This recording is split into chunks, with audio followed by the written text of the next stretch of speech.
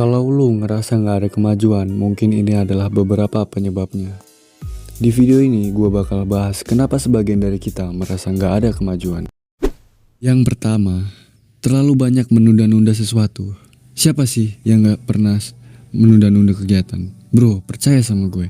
Kalau lu punya kebiasaan nunda-nunda hal yang mau lu lakuin, itu lama-kelamaan akan bikin diri lu gak punya komitmen buat menyelesaikan sesuatu. Gimana enggak? Hal yang harusnya bikin lu maju selangkah malah terhambat karena lu malas.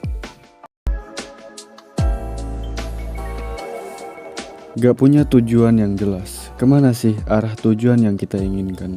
Kalau gak punya tujuan yang jelas, gampang banget buat kita ke distraksi dan gak fokus.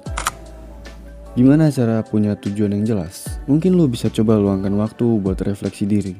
Coba deh, tanya sama diri sendiri. Apa yang lu sukai? Apa yang lu kuasai? Apa yang ingin lu capai dalam hidup? Dan apa yang bikin lu bahagia? Luangkan waktu untuk merenungkan pertanyaan-pertanyaan ini tanpa terburu-buru. Jawabannya mungkin gak langsung muncul, tapi dengan refleksi diri, lu bisa lebih memahami diri sendiri dan apa yang ingin lu capai. Dan yang ketiga, sering membandingkan diri sendiri dengan orang lain. Setiap orang punya jalannya masing-masing. Kalau kita terus-terusan bandingkan diri dengan orang lain, kita jadi gak fokus sama usaha kita sendiri dan malah jadi gak semangat. Jadi daripada begitu, lebih baik lu pikirin diri sendiri dan cari cara buat lebih produktif.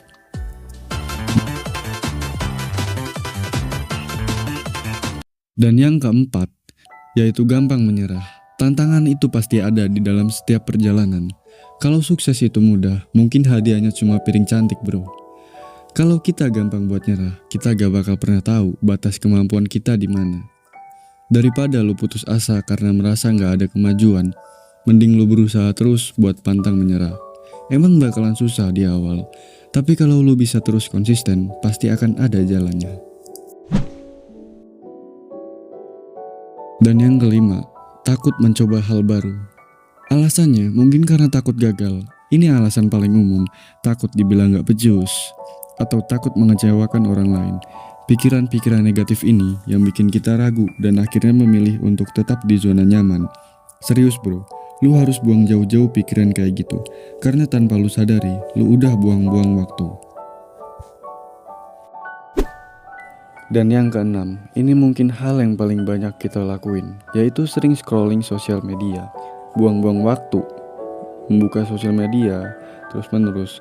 Memang gak ada salahnya buat ngelakuin kegiatan ini di waktu istirahat, apalagi kalau isi kontennya menambah wawasan dan edukasi.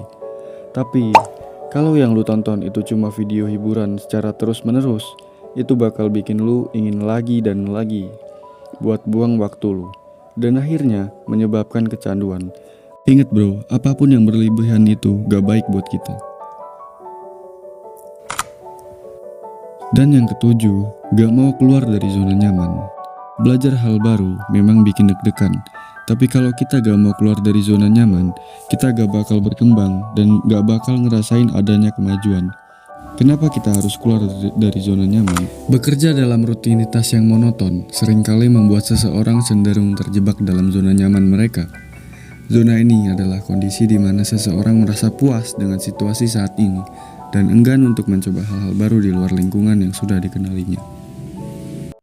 Ketika kita terlalu nyaman dengan situasi saat ini, kita cenderung untuk tidak berkembang. Kita menjadi kurang inovatif dan kurang siap menghadapi tantangan-tantangan yang mungkin muncul di masa depan. Lebih jauh lagi, dengan terus berada dalam zona nyaman, kita mungkin melewatkan peluang untuk tumbuh dan berkembang secara pribadi dan profesional. Oleh karena itu, penting bagi kita untuk selalu menyadari potensi diri kita sendiri dan mencari cara untuk terus menambah nilai diri. Dengan memahami dengan baik kekuatan dan kelemahan kita, serta menerapkan tujuan yang terukur, kita dapat dengan jelas mengidentifikasi area di mana kita dapat terus berkembang. Suka mengeluh. Mengeluh merupakan hal wajar yang dilakukan semua orang. Terkadang kita merasa lebih baik setelah mengeluh. Tapi kalau kalian terlalu sering mengeluh pada setiap aktivitas, itu bisa memberikan dampak buruk. Selain kurangnya rasa syukur, Mengeluh bisa menjadi kebiasaan buruk yang bisa membuat kalian terjebak pada situasi yang sulit.